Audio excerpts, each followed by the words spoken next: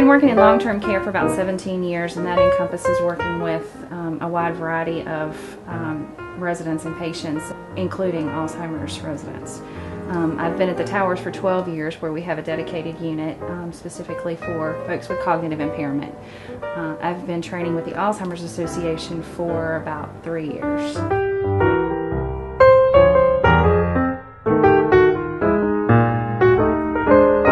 I have in-laws that are in their late 70s and early 80s, and one of the most interesting things, questions I get from my father-in-law pretty consistently is, do you think I'm getting Alzheimer's?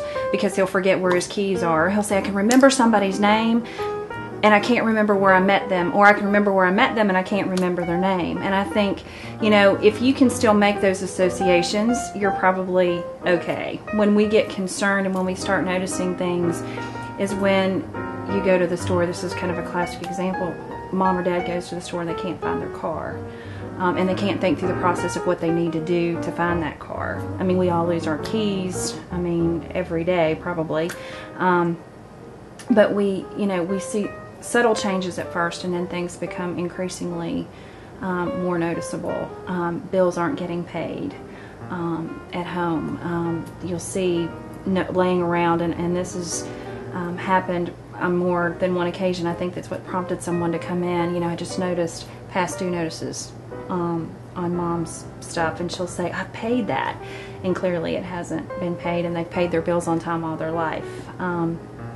Some other subtle changes are medication issues, or where they're either over medicating themselves or not taking their medication enough, or forgetting to even fill the prescriptions that they have.